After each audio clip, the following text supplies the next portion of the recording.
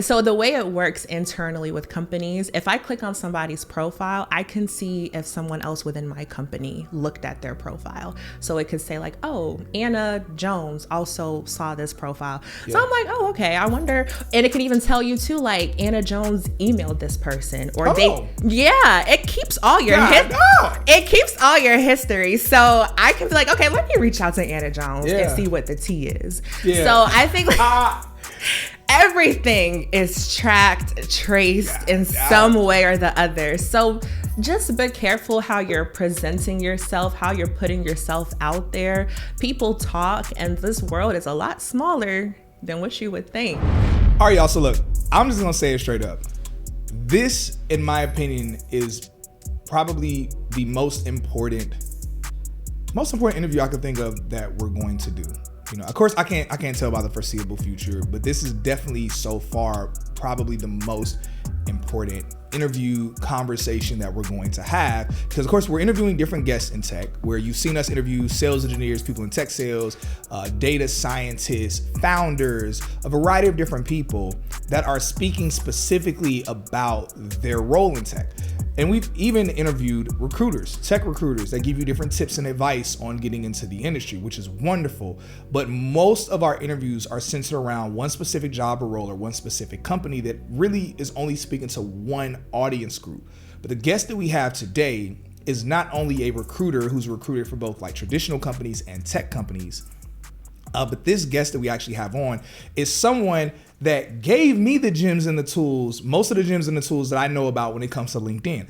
Those of y'all that follow me, you've seen my journey when we talk about, okay, how I went from the 90,000 to the 157,000. And then a couple months after that, getting an offer for $230,000, all within under a year of being in the tech industry. That was predominantly based off the gems that were given to me by the guests that we have today and me leveraging those gems on LinkedIn. So y'all see the title. We talking about LinkedIn, but we're not gonna like just kind of sprinkle. We are really gonna delve into different things that you can do, whether talk about setting up your LinkedIn profile, you posting on LinkedIn, you doing all the super saucy, juicy stuff that like kind of put that extra sauce on your LinkedIn. So very excited for the guest that we have today, who I've known even before I was in tech, Isobel. Hi, Cyrus. What's going on? I'm good. How are you? I'm great. I'm so happy for you to be going here. Oh, I'm happy to be here. That was quite the intro. No pressure or nothing. No, this is this is super exciting for me because, I mean, for like a plethora of reasons. Like, I mean, obviously, one, like I said, we've known each other before I was in tech.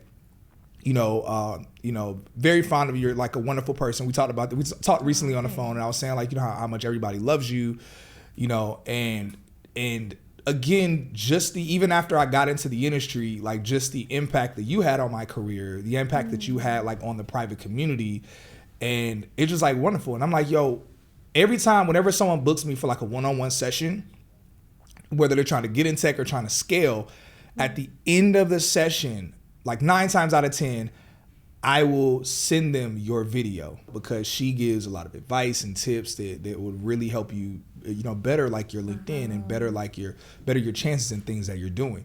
And so, and it always just it's very significant how much like it impacts people and helps people. And so I was like, yo, I gotta get Isobel on here, like so she could just kind of like just break this stuff down for everybody. So that way moving forward, because one thing with that video, we were kind of talking about a variety of different things. And I was like, no, let's have a dedicated video. Just for LinkedIn. Just for Isobel and LinkedIn. Like let's just talk about it, like straight up. So that way our new audience that's grown can get all of this sauce. And also, man, I encourage y'all to share this video with different friends. Y'all know, I actually never even asked y'all to share it, but I'm going to ask, like, please share this video with different people. Share this, for those of y'all that are listening, you know, share the audio with people, like, whatever. Please do that, because this is definitely going to be an impactful conversation. All that being said, I said all that without even reading off your bio. Let me go ahead and read off your bio, put some respect on you. That's all good. All right, so look, Isobel is currently a senior executive recruiter at Boston Consulting Group and has been in the talent acquisition space for 5 years. Previously, she worked for Shopify and UPS, where she built out D&I programs and recruited across multiple functions, technical and non-technical roles. Y'all go ahead and get some emojis, the hand clapping emojis, like the fire, the explosions, whatever the emojis are, go ahead and put those in the comments. If you listening and you driving, Don't clap your hands. Just kind of tap the steering wheel like Yeah. you clapping. Tap the steering wheel. All that good stuff for our guests as well. Oh, I appreciate it. I appreciate the warm welcome, Cyrus. Yeah, I Super appreciate proud of you you and being here. all of your accomplishments too. Yeah, thank you. I appreciate that so much. So look, let's go ahead and jump into this thing. Let's do it. All right. So just first and foremost, actually, your bio already kind of addressed that, but want to know between the tech companies, just kind of like on a high level, like with UPS and Shopify, and even the company that you're at now, from your vantage point, what has it been like being a recruiter for these different companies? Like, how are different, you don't have to speak specifically about a company per se, but like, how does the role or the job vary from company to company? Like, is it different being a recruiter at a tech company versus just, I always say traditional company, but just basically a non-tech company? Yeah. So huge difference, especially being that UPS and Boston Consulting Group, where I'm currently at now, are larger than Shopify. Yeah. So UPS at the time, I think it was pushing, oh gosh, I don't know. It was in the hundreds of thousands. It probably still is. In terms of employees? In terms of employees. Sheesh. Massive. I mean, number one in logistics and supply chain. Are they number one? At the time they were. I mean, I don't know if anything has changed, but they operated in so many different countries and territories. Shopify, when I joined, was about 10 years old, and I mean, I left last year, so they're probably they're not any older or significantly older, but smaller company. And I think like the biggest difference is just the amount of red tape and bureaucracy that exists in non-technical companies. So there's a lot more middleman and checks and balances. There's not a lot of margin for error. There's a lot of you're speaking about it non-tech companies. Okay. Whereas in technical companies, the margin for error is a lot larger.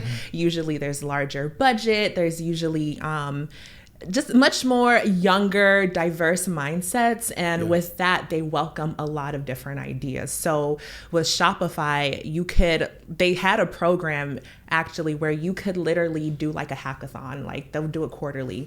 And they would really do that to like see, okay, what new product ideas can we come out with? What are some things like we can do to revamp some of our existing projects? Whereas at UPS and even Boston Consulting Group now, there's just a lot more of that middleman that exists. And so I think if I could interrupt you really quickly, can you explain, because our audience is very broad. We have people that are extremely technical, way more technical than I could ever dream of, and then we have people that literally message us and say, what is the tech industry? What is tech? So hackathon. Yes. Please explain to our audience, what is a hackathon? So I think it's really cool, and they would actually be it would be really cool if they learned what a hackathon is. Yeah, so a hackathon is kind of like a case competition, sort of, so to speak, where you're given a certain amount of time. So with Shopify, it was a 3-day hackathon where you're dedicated to a specific project or product or program that you're building out or you're developing on. And so the cool thing with hackathons is you don't necessarily have to have all of the technical experience, or you don't have to be a subject matter expert in that space because you're working with other people from other different groups. And so it's kind of like just like a big old collaboration brainstorm where you get to come together with people you may not have typically worked with or interacted with in the past, and just like put all your energy into this project, present it to whoever your stakeholders are. And depending on the project, it may or may not get picked up, but for a lot of people, it's really just the experience that it gives them. I know like a lot of different conferences or organizations will host certain hackathons or case competitions for attendees, and it's a good way like to pitch your idea or really just get in the hang of presenting in front of people and working on a project or a product that you may not get the opportunity to in your day-to-day role. So and you're making me actually intrigued. You actually kind of highlighted some things I didn't even know about hackathons, because in my mind, when I first learned about hackathons, I thought it was just based off the name. I thought it was just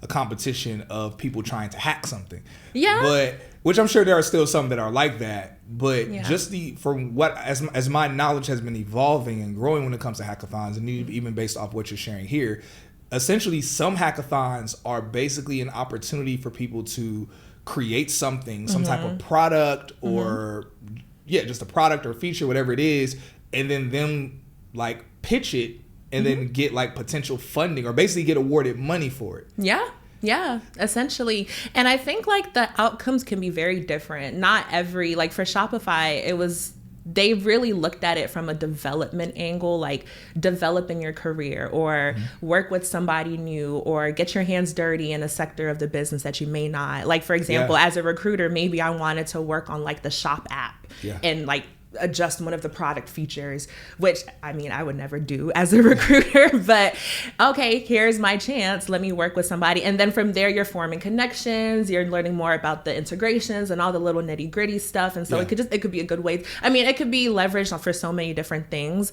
Some places utilize it again or leverage it as like, okay, pitch to us, we'll give you money.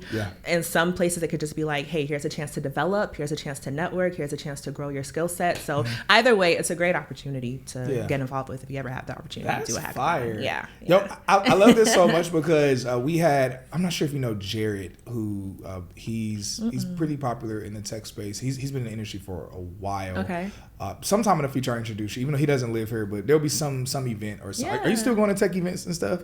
Yeah, so I haven't been to any this year, budgets and everything kind of low, but no, I respect that. But no, Jared was sharing how he was giving tips on, we had him on here recently as a guest, and he was sharing how you could, like, he was giving tips on how to make like $20,000-$30,000 every time you go to a tech event. And it was actually really smart. Like what he was sharing was kind of like the whole referral thing. He was like, yo, you could go to a tech event, and he was giving different tips on how while you're at the event, how you could be like, oh, okay, I want to make $20,000, so let me go here and let me like, I don't even want to break down exactly how he did it. I'm actually going to kind of butcher it. I'll send the clip over to you. So if you have like a reel for, I'll send it over to you. But even hearing you speak about the hackathon, you got me thinking like, hold up, like that's another way where people can be like, okay, while they're at a company, whether it's with their company or I know there are hackathons I know that happen just randomly, even if it's not even with your company. It's like y'all definitely look up hackathons, and go to those things and see if it could be a huge money making opportunity, or worst case scenario, even if not, it can give you major exposure, or beyond that, like you mentioned, help you like iron out your pitch in front of people as well. Yeah, and even like, I don't know if you want to segue into LinkedIn, but it's something like, I remember when I would do campus recruitment when I first got into recruitment, and I was talking to inexperienced recent graduates or like current interns or students, and they'll be like, okay, I have all this experience from class, but I don't know how to position it to a company where they'll accept it. And I'm like, well, talk about your project work. A lot of organizations, like I used to work a lot with like NSBE, which is National Society for Black Engineers, or SWE, Society of Women Engineers. They'll do different competitions, pitch competitions, hackathons, case competitions. And a lot of people don't take advantage of them, maybe out of fear or lack of confidence, or I would never win. Even if you don't win, the biggest win could just be you have that experience, you have something to put on your profile. Okay, I may not have been in a technical role doing these technical things, but I have worked on this case competition for some whatever high grandiose organization. So I think it's a great way to market yourself and your skill set without actually having been in the role. Hey y'all, we have some incredible news that I'm super excited about to finally announce our private tech community. Yes, you heard that right. A private tech community exclusively for you all who want more than just the podcast. You want more than just the FAQs. You want to talk with tech recruiters. You want to talk with hiring managers. You want to talk with coaches. You want to talk with people that can help with editing and rewriting your resume. Maybe you're somebody where you just want to be a part of a community where we're talking about updates of what's happening in the software industry. Y'all, this community that we've launched is also going to involve a Discord where we're going to be talking about updates in tech. We're going to be talking about companies that are hiring. We're going to be talking about upcoming tech events. So that way you don't have to miss any of the gems that I know, but not even just what I know, but the gems that friends of mine that are also in the tech industry know as well. So if you want to be a part of that community, go ahead and sign up so that way you can join us. We have a few different tiers. Ultimately, it's all tuned in for you. Oh, and last thing, also within this community, we're going to be streaming all of our interviews with our podcast guests. So instead of you having to wait months to watch the videos later on, you will actually be able to watch the interviews in real time and ask your live questions to those guests. So make sure you join our tech community. Yo, that's fire. That's fine. Yo, see, y'all already getting gems, and you are right. That is a perfect like segue over into like our question and conversation about LinkedIn. So let's jump straight into it. Yeah. So what are some LinkedIn profile tips that you know about that will help bring? Actually, before even doing that, let's explain. Like, please explain to people the value of them not just having a LinkedIn profile, but them actually leaning into it and them using it. Like the value, and also how it helps recruiters and sourcers, talent sourcers, be able to find them and connect with them on LinkedIn. Yeah. I always tell people LinkedIn is powerful. It's much more impactful these days than a resume or a traditional CV. That's the truth. Yes, it is the truth. And I think for one, LinkedIn is dominating in their sector. If you think about it, there's not really any other social media site for platform. Professionals that has the number of users that LinkedIn has. LinkedIn is dominating. Yeah, they really are. And it's cool because like the role I'm in now, I do executive search. And we've had conversations with our like account management team over at LinkedIn. And they look to us for like product feature insight. Like, okay, how can we, maximize the products that you guys have on your contract so that it's beneficial for you as well as like just the entire platform. But LinkedIn is super powerful because it gives recruiters access to you, your resume, your profile, your work history, your education, your achievements, all that great stuff. Yeah. And it's all right there. And the reason why it's so powerful too is because we use it to source. And basically sourcing or a sourcer, all recruiters are sourcers, not all sourcers are recruiters. Ooh, okay. All right. Yes. So just kind of like even breaking that down. She breaking it down. Yes. Okay, let me try. So a recruiter is someone who will take a candidate through the entire life cycle from the application to the offer, and then they hand you off to onboarding. A sourcer works with a recruiter at the beginning, at the front end of the process. And so they're not the ones doing your offer, but they're trained to like look for unique niche profiles that a recruiter may not necessarily have the time to do because we're covering the entire span, whereas they're just focused on the front end. So just a little tip, side note, I know people like to reach out to recruiters on LinkedIn, and I get messages every day. Should they reach out to sourcers instead? Reach out to sourcers. Oh, I didn't even know that. Reach out to talent sourcers too. Oh my gosh. Because they are dedicated to just searching for profiles and presenting them to the recruiter and the hiring manager. Especially because the recruiters, I know more often than not, many times y'all could be extremely busy. We're so busy. And it's like, man, but to realize, okay, a sourcer, like literally their job is to find talent and source that talent. Yeah. And so you would literally be coming to them and they'd be like, oh, thank you. I was looking for someone like you. Yeah. Wow. I recently participated in, get this, a sourcing hackathon that my company. Sourcing hackathon. Yeah. And we literally had a job profile. They actually did that hackathon because it was a hard to fill role. So we're like, let's just like rally up all of our recruiters. That's smart. And so, we broke up into teams. We sourced candidates, and I won't get into the nitty gritty, or if you want me to, I can. But we were pulling like niche profiles. I mean, we were scraping every nook and cranny of LinkedIn and pitching it to these hiring managers. But reach out to sourcers because they're the ones who are really, really looking for people. That's a gem right there. A little tip. Thank you for that. That's a dope tip. My pleasure. Appreciate that. But back to the importance of LinkedIn. So again, we use LinkedIn Recruiter, which is the recruiter, the back end of LinkedIn, I like to say. And it gives us full capability to search for a number of different profiles. I mean, we can go from, I don't even remember how many users LinkedIn has, a ton of users. It's popping. I'm not going to throw out a number there because I'm not 100% sure, but we can go from that tens of millions or hundreds of millions down to about 20 profiles and like really comb through and see who has the credentials. But you will be missed if your LinkedIn profile does not accurately capture you, your story, your essence as a professional. So I always tell people, don't get left out because you don't want to update your LinkedIn profile.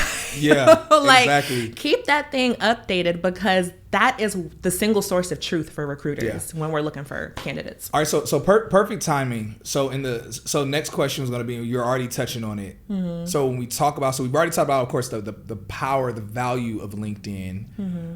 But okay, one of the things that I deal with a lot of people is that many people, and you actually taught me this, but I deal with a lot of people that are, obviously most of the people that follow me or that reach out to me are typically like in a Black and brown community. Right. And more often than not, many of them they shy away from their uniqueness. Of course, they think like traditional corporate, okay, I just need to just be professional and show my professionalism, not show my individuality, not show my personality, not talk about my gender or my ethnicity or my culture or my passions or my interests or my wittiness, my goofiness. Yeah. And one of the things that you had showed me, and I'm just going to say this, but I'm going to allow you to kind of like really like color it all in. Okay. One of the things that you taught me that showed to be incredibly valuable is show all of that. Like, lean into your individuality, lean into things that make you interesting and unique, and don't just be this blank professional corporate canvas. Yeah. And so again, I'm saying that on a high level, but I would love for you to kind of break down why you showed me that and why people should not be afraid of, like you mentioned, updating their LinkedIn, but updating it in a way that just really represents them as an individual. Absolutely. Yeah. So the first thing is, obviously, given all the racial tension, racial tension has existed since the beginning of time, but just given like everything from COVID, a lot of companies began to make these pledges and commitments to diversity and inclusion. And so it was kind of like a catalyst for people of our community, Black and brown, minorities, underrepresented individuals, to really like leverage who they are and break into those roles that they want to break into. So I always tell people, don't shy away. If you've done something with an organization like NSBE or Black in Tech or Women in Tech, list that out, because a lot of times as a recruiter and sourcers, not only are we looking and combing LinkedIn for those niche profiles, but we're looking for candidates who represent some element of diversity, whether that's gender diversity or racial diversity. So like in my Boolean search, which is, well, I don't want to get into all of that, but when I'm searching and using keywords, I don't even know what Boolean search is. Can you just explain really quickly what is Boolean search? Yeah, so it's just a way to like search for specific things. So you use like quotations and certain rules and parameters. Yeah. And you can, it's not just for LinkedIn. You could literally do a Boolean search in Google. So if I typed in quotation Cyrus Harbin, end quotation, and tech is the new black, it'll pull up everything on the World Wide Web that has exactly. I didn't even know that. Yeah, so it can get very technical and nitty gritty, but it's just a great way to like tailor your searches. Yeah. So yeah, with that, I will specifically, let's say I'm looking to hire somebody who's done like sustainability work or climate and sustainability work. I will look for, sustainability, strategy, ESG, and then I'll also add in keywords like Black in Tech, or I'll add in like Black and Latin sororities and fraternities, or I'll add in HBCUs, because I want to pull not only the right candidate, but the right candidate who also represents an element of diversity. So, and it also aligns with a lot of these company pledges. So it's not something like recruiters just do out of the goodness of their heart, or like people like me. Obviously, I'm a Black woman, double minority, but we also do it in alignment, in tandem with the pledges these big companies have made. So it is a priority for companies. Companies do want to diversify their workforces. And so you, as a minority candidate, should put that out there so that we can grab you and bring you into the company. So let's say there's a young Latina woman, and she's like, okay, cool, I hear this. What does that mean for me? Like, how do I set up my LinkedIn? Like, if you as a recruiter you're searching, and let's say like, okay, you're like, okay, I'm trying to find either a young black woman, Latina, Asian, just a young woman of color, or just a young woman in general. But let's say, okay, young woman of color, and let's just continue with the kind of like the young Latina. Yeah. If you're searching for that on LinkedIn, because I know y'all use a back-end version of LinkedIn Recruiter, where it's kind of like a search to find certain talent. For how can that young woman have her profile? Like, what are things she can have listed in her profile on her page, so that way she's ranked high and you're able to find her? Like, even if it's like a first-time job, whatever, like she's ranked high enough that you're able to find her. Like, basically, how can people make it to where they can be discovered more easily just based off their profile, off of the diversity pieces, right? So this is where like you want to utilize your the summary portion of your LinkedIn. Maybe you can say something like, as a Latin woman or a Latina woman in tech, or Latinx in tech. So just adding in those keywords that you know are synonymous with the demographic will pull that, because if I type in Latin in tech, it's going to pull up everyone who has that in their profile. If you've been part of any organizations, I used to recruit and work really closely with an organization called Inroads, and they exist to basically place underrepresented talent like college students in Fortune 500 companies for internships. And so that's actually how I got my start in the game, because I was an Inroads intern. Shout out to Inroads. But a lot of companies know about this. And so what they'll do is they'll add in like Inroads or SWE or National Society of Black Engineers, and it'll pull these people up. If you're a part of a sorority or fraternity, like D9 or anything like that, you can list those out too.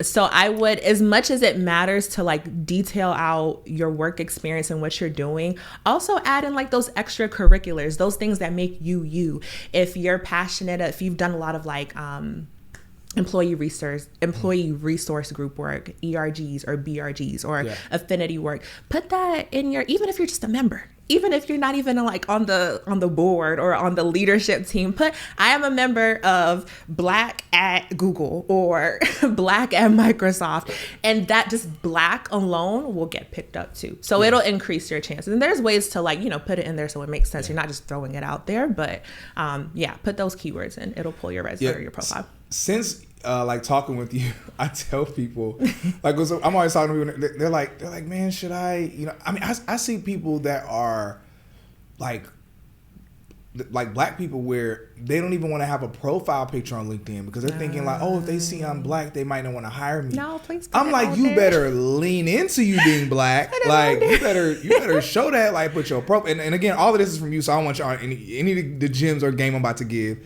It's straight from Isobel. And then me kind of experimenting with different things she taught.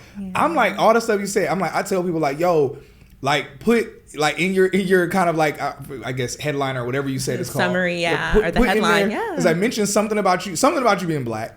And I'm like, in your about me section, put something about you being Black. And I think I have it listed in my about me, like probably I mentioned it 3 different ways. I'm like, as a Black man, and another part I'm like, as an African American. There you go. Another part, as a person of color. I like mention that junk heavily. You gonna pick up my profile. I was like, yo, y'all gonna find me. They gonna find me. And let me say this real quick, because I think because I want y'all to understand the benefit of how, and I told you this before we interviewed, and I think it's beneficial for y'all to learn this. A lot of people see me like, man, Cyrus, how'd you scale so quickly in the industry? And I didn't do something that's really valuable for people to do. I'm going to be honest. Okay. One thing that people do that's very valuable, I stand by it, even though I didn't do it, I stand by it, is many people, like, you upgrade your skill set, like your capabilities, your knowledge, all of those things. Yeah. Or, of course, you kind of do the tenure game where, you kind of stay at a company for 2-3 years, you jump to another company, which is also cool.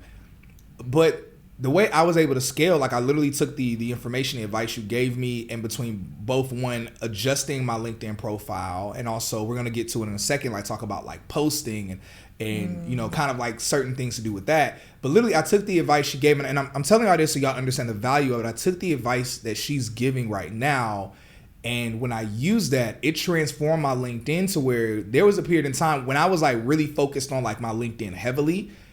There was a period of time I was having like 2 tech companies a day reach out to me. Wow. And it got to the point tech companies were offering me money way beyond, like I was still a SMB. I was still like an entry level sales engineer. Wow. And companies were offering me money like beyond what they were offering me money like what principal sales engineers were getting paid. And then I was getting opportunities and offers to like be over a sales engineering department at a startup. And it's like, I was like, yo, and the amount of money was like well over $200,000 plus. And again, this is all under a year of me being in the industry. And so I want y'all to, I say this because I want y'all to really understand that the thing she's saying is not just cute. It's not just something you're like, oh, I guess I should make some adjustments. It's like, no, this will really transform like just your impact, just really transform like the experience that you're receiving on LinkedIn. And so anyway, I just want to kind of double down on that. But yeah, I completely transformed. Now, mind you, now I will say my LinkedIn isn't fully optimized the way that it should be because of all the things I'm doing now.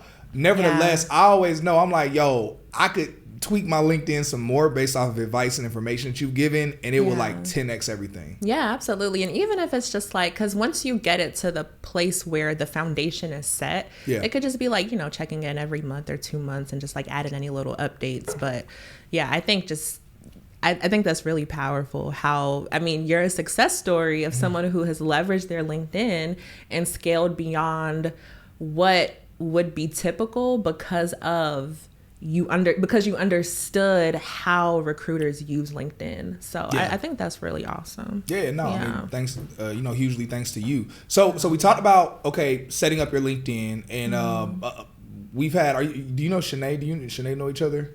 Recruiter cousin? So. Oh, I've seen her post. I don't know her though. But okay, cool. I gotta connect y'all. Yeah. Like, y'all love each other. Shanae's cool people. Shanae low-key kind of like Texas New Black family. Honestly, she's real good people. Like y'all honestly love each other. Cool. But anyway, Shanae had talked before about the importance of like your recommendations, and you know she kind of like touched on some of those things before. And so we talked about setting up your LinkedIn and the importance of like highlighting certain things. Now, advice on when people are posting on LinkedIn, posting and interacting, let's say both, posting, interacting, engaging, what's the importance, just from your knowledge, your experience, of people actually interacting, engaging on LinkedIn and posting? So that's also very powerful too. So from the LinkedIn recruiter perspective, it'll really just pull profiles, but the thing is, we do sit on LinkedIn and just look at the feed too. Yeah, y'all be scrolling. I'll be scrolling. I'll be like, oh dang, they just had a layoff. Oh man. So it's a rough market. But I think it's a great way to expand your network and make your name more visible to people who may not necessarily be looking. So for example, if I'm scrolling just, Monday morning, let's see what's going on LinkedIn. And I see somebody like comment something, or like, I know obviously we're in times where people are trying to find employment and they have that open to work banner up. It's important to post and have presence. Now, you don't have to become a LinkedIn influencer, which is a thing. And I mean, hey, that's great, to each their own, because it works for people. There's strategy in that too, because some of the posts I see are just a little, I'm like, why did you put that out like there? Corny or weird? Or corny, or just kind of like borderline begging. And I guess desperation does bring people to certain levels.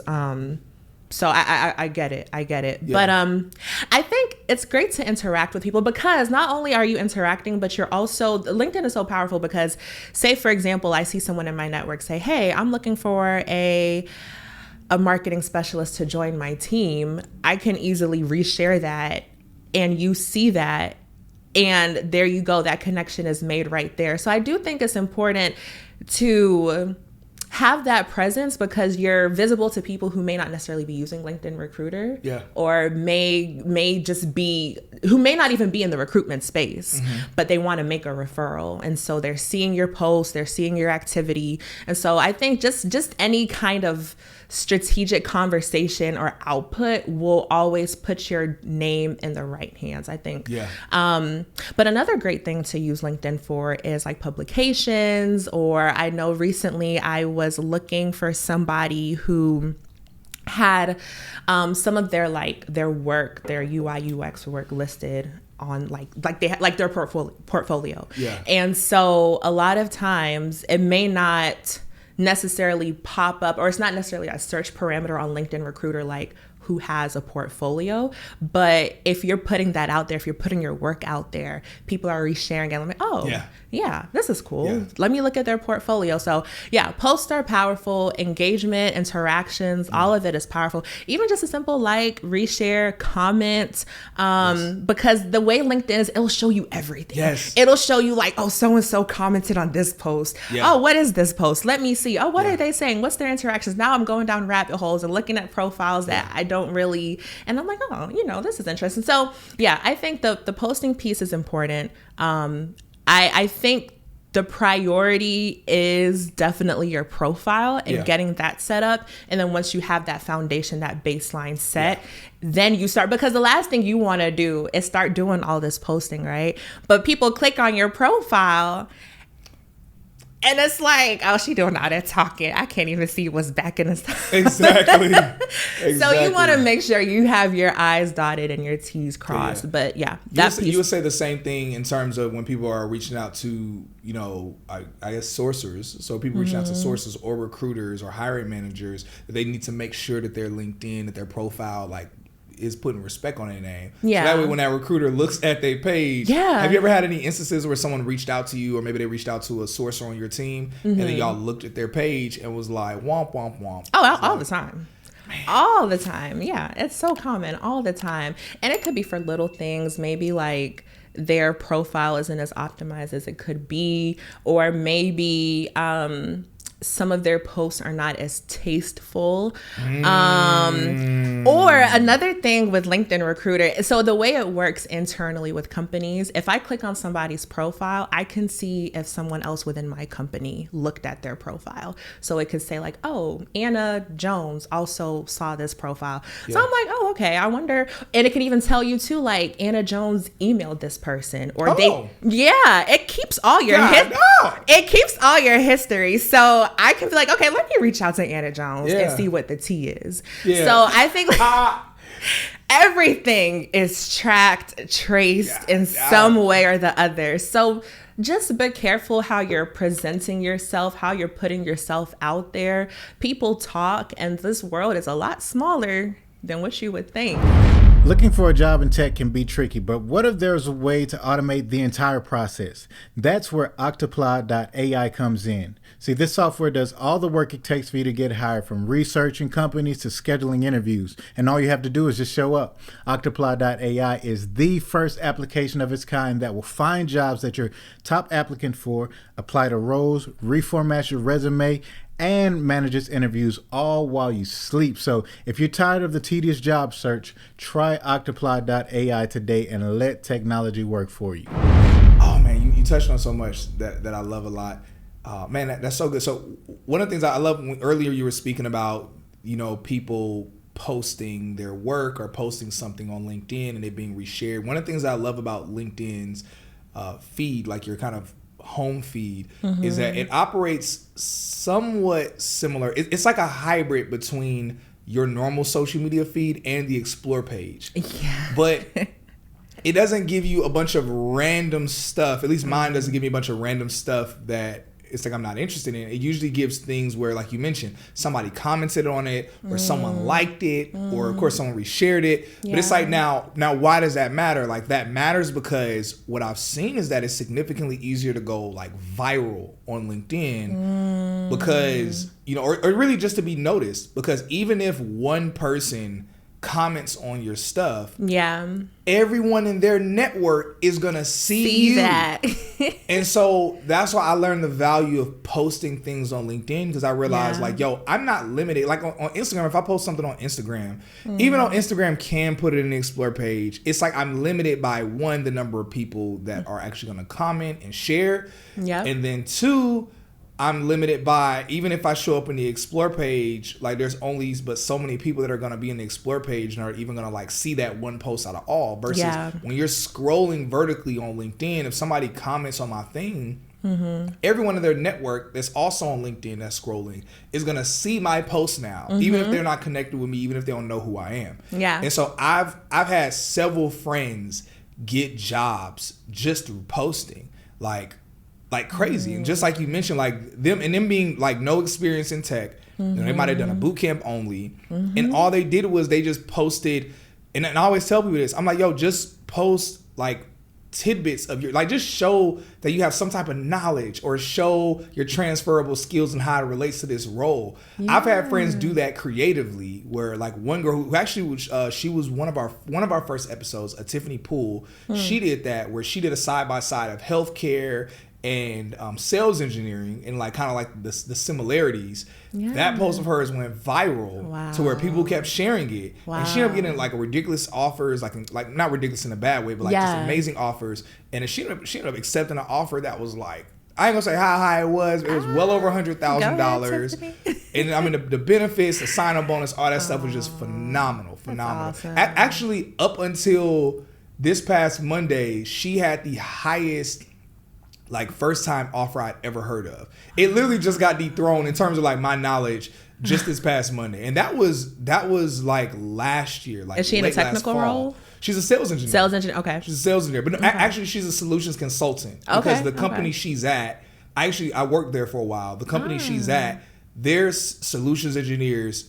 it's like, it's non-technical. Like there's no technical component to it at all. Interesting. Now it's very specific in terms of the demoing and like you really understand the product well and understand the customer well, but it's like non-technical at all. So yeah, but it's incredible offer. She's been loving it at the company. I actually want to do like an update interview with her. That would be cool. And actually, that's actually our largest interview on Tech is New Black. Like Is in terms it of really? views, which shocked me because she was our most entry-level person.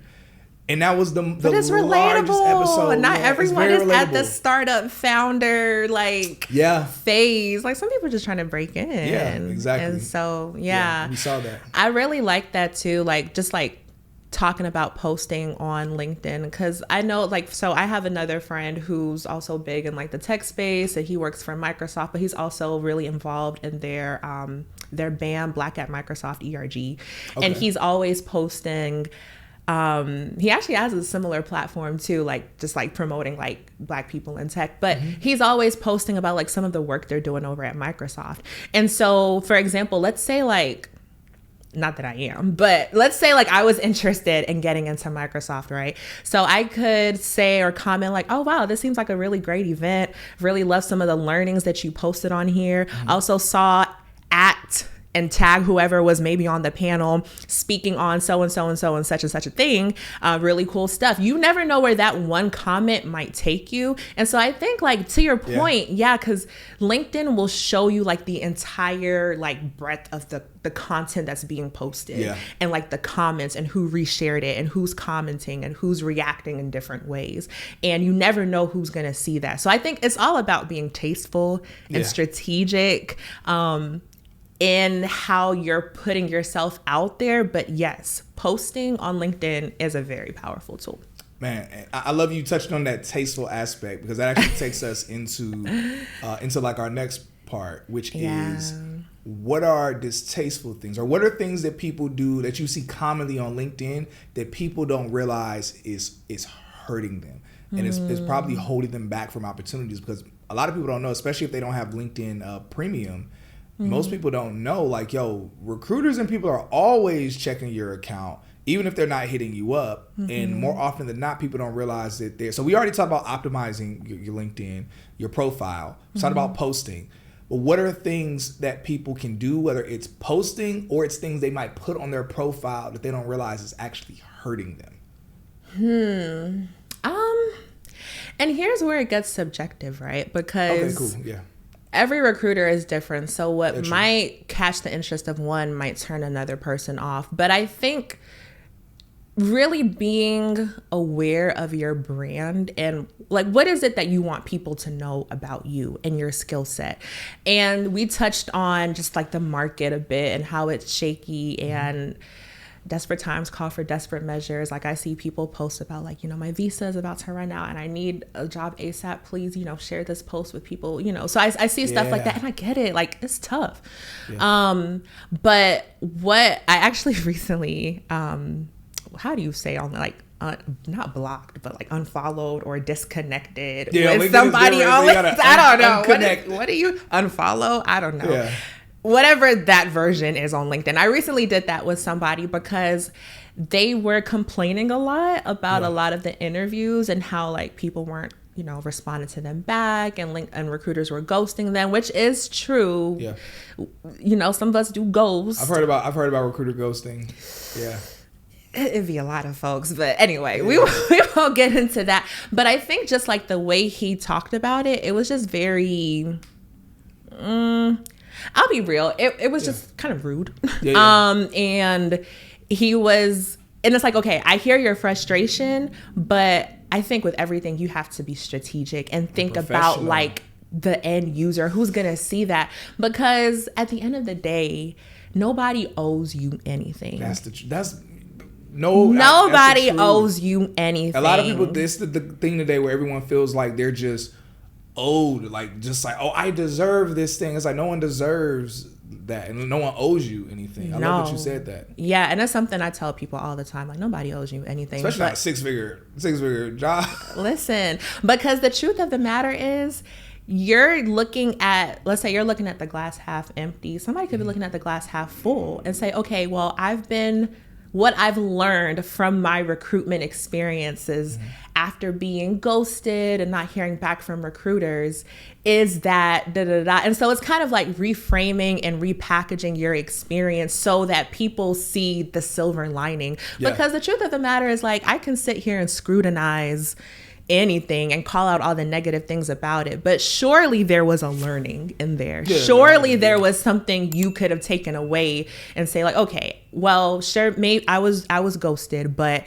here's what I learned and here's how I want to revamp that and implement that in my next search. So I think it's all about like how you pivot. But if you're just dwelling, nobody wants a negative Nancy around. Nobody wants somebody who's going to drain their energy. So I think it's just like, repackaging and repurposing so that you're not dwelling on the negative, but you're showing what you learned from that experience. And that to me, I'm like, okay, all right. Do companies and or recruiters, I know you can't speak for every company or every recruiter, but kind of generally, when they see a person being a bit negative, whether the person is talking trash about recruiters or the person is saying nobody wants to hire me or like, just whatever. Do you believe that can sometimes translate to them thinking, okay, if we hire this person on, or even if we interview this person and just it doesn't work out because we try to interview them, but we just don't feel that they're the best candidate for the role, this person could like potentially bash us or bash our company?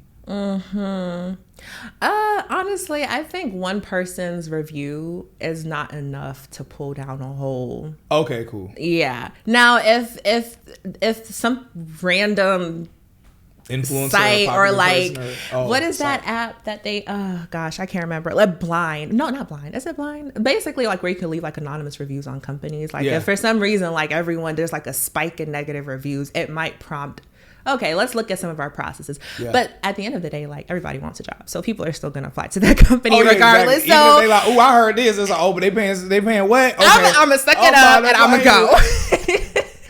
So yeah, I think just knowing like you do not single-handedly hold the power to pull down something that has been established for however many years. Yeah. So it's just kind of like learning, not necessarily sipping the Kool-Aid, but just aligning yourself so whatever feedback or response you put out there is still not perceived as just negative and unproductive and unhelpful to the rest of the broader community. Because it's very easy for people to just that's annoying, block, delete, out of sight, out of mind. So I hope that answers your question. No, that definitely answered it. You answered it differently than I thought you would, but that definitely still answers it. Okay. And addresses it from that component. And so, all right, last questions. We are out of time. Oh, dang. So last question that I have is, trying to think of how I want to ask this. Oh Lord. It ain't nothing that crazy. It ain't nothing that deep. Honestly, Okay. I'll tell you straight up. Actually, you know what? I actually would just ask it this way. What is, because I mean, there's so much that we could talk about when it comes to LinkedIn. It comes to people reaching out to recruiters. It comes to people doing a variety of different things. Mm-hmm. What is a piece of advice that you haven't had the opportunity to share yet that, you know, whether it's encouragement or whether it's like a specific thing that someone should consider doing or be mindful of, mm-hmm. you know, when they're out here looking for jobs? Specifically around LinkedIn, right? Or just general? It doesn't have to be on LinkedIn. Yeah, okay. We'll have to limit it to LinkedIn. So I'll give a piece of encouragement that I recently gave a friend who is in the job search, and it's been a bit challenging, and it's just like understanding the back end of the recruitment process. So a lot of times people will make it to the final stages and they don't get selected. They don't get the offer. Yeah. And it's like, I made it through 3, 4, 5, sometimes 6 rounds of interviews. Like, yeah. And it's draining. Like, what did I do wrong? Like, what is it me? Like, what happened? And so I think it's good to understand the back end process. Recruiters are never just talking to one person. Yeah. They're always talking to multiple people. And we start with a wider funnel and we narrow it down. So by the time you get to those end stage interviews, we're typically talking to about 3, 4 people at that time. So it doesn't mean that if you made it that far, you are qualified for the job. Yeah. And it could just be that like, okay, we just have one thing. Let's try to like vet them in this way. But they're also, not only are they comparing you to the job spec, but they are looking at who is more qualified for, not qualified, but who would just fit into the role the best. So I always tell people, like, you didn't do anything wrong. Maybe you could have answered the question in a better way, but if you made it that far, don't doubt your abilities, don't doubt your skill set, don't take it as the end of the world. It is a very good sign. And usually at that stage, a lot of times what will happen is, if let's say I'm working on a similar search, before I even go to market for a role, I'll look at history, because our ATSs, or our applicant tracking systems, they keep all of that information. And I'll reach out to the recruiter on the previous search, like, hey, I saw that you had so-and-so make it to final stages. Like, can you give me some feedback? Let's sit down and talk. I want to understand, like, and that's how a lot of people have like stories. Oh, I didn't get hired for this one job, but they called me back for another. Yeah. Or I didn't get selected for this position, but there was an opening or something changed. So I always encourage people that way. Like, don't think it's the end of the world, or don't think that you're just a horrible interviewer, because if you made it that far, you made it that far for a reason. Yeah. But yeah, I think time and chance happens to us all. Yeah. And when it's your time and it's the right opportunity, it'll happen. I know that's not, I want to hear that, but it's the truth. It's the truth. So keep going. True. Keep going, keep applying, keep interviewing. You're only strengthening yourself. You're only making more connections. You're only learning more about interview processes and how to like position yourself to get those interviews in the first place. I mean, I could post a job now and have like 300 applicants in 3 days. Yeah. And I don't even need to source. I don't need to do anything. Like, they're coming to me. And a lot of times that's a lot of people to go through. So if you are 1 out of 3 all the way from 300 applicants, it as well. Keep going. Incredible. Like, it's a good sign. So